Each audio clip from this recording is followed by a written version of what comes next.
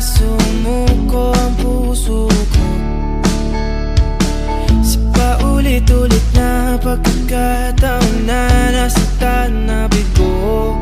Mukhang delikado na naman ako. Bakit ba kinikilig na naman ako? Pero ngayon ay parang kakaiba pag nakatingin sa'yo.